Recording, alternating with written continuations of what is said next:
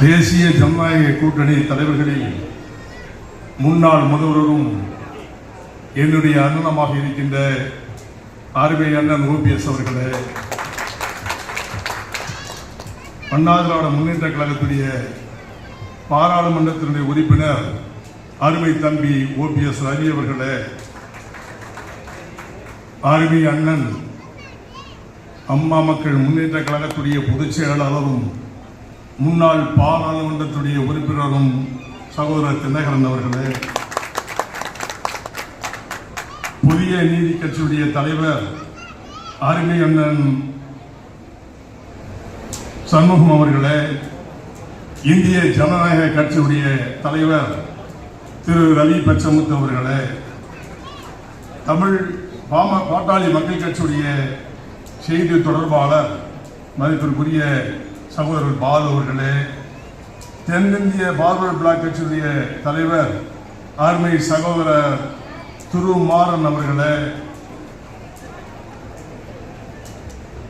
தமிழக பாரதிய முன்னாள் ஆளுநர் மற்றும் முன்னாள் மாநில தலைவர் அக்காள் தமிழிசை சவுந்தரராஜன் அவர்களே, தமிழக பாரதிய ஜனதா துணைத் தலைவரும் மற்றும் பாரதிய ஜனதா கட்சியுடைய தலைவர் திரு நயினார் நாகேந்திரன் சகோதரர் அவர்களே, மற்றும் இங்கே வருகை தந்திருக்கின்ற தேசிய ஜனநாயக கூட்டணியுடைய தலைவர்களே, பெரியோர்களே, தாய்மார்களே, இன்றைய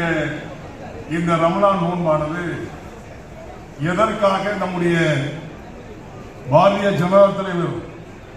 மாநில தலைவர் எதற்காக நடத்துகின்றார்கள் என்று சொன்னால், நம்முடைய பாரத பிரதமர் அவர்கள்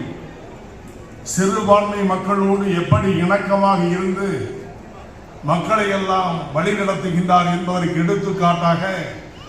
மூன்றாவது முறையும் பிரதமராக அமைந்திருக்கிறார் என்பதை பெருமையோடு இந்த நேரத்திலே சொல்லிக்கொள்ள கடமைப்பட்டிருக்கின்றேன். இன்றைக்கு உள்ள சூழ்நிலையில் கடந்த 2 நாட்களுக்கு முன்பாக திராவிட முன்னேற்ற கழகத்துடைய தலைவர் மு.க. ஸ்டாலின் அவர்கள் பேசிய பொழுது, இஃப்தார் நிகழ்ச்சி பிஜேபி நடத்துவதற்கு தகுதியா, நீங்கள் எல்லாம் யோசித்து பார்க்க வேண்டும் என்று சொல்லி இஃப்தார் நிகழ்ச்சியில் இருக்கின்ற சிறுபான்மை சகோதரரை பார்த்து அன்றைக்கு பேசுகின்றார். மக்களிடத்திலே கலகத்தை உருவாக்கி சகோதரராக இருக்கின்றவர்களை பிரித்து ஆளுகின்றவர்கள் யார் என்பதை நீங்கள் நன்கு உணர வேண்டும். எங்கள் பகுதியில் இருக்கின்ற இஸ்லாம் சகோதரர்கள் எல்லாம் அனைத்து ஜாதி சமுதாயத்தோடு இணக்கமாக செயல்பட்டு உறவின் முறையிலே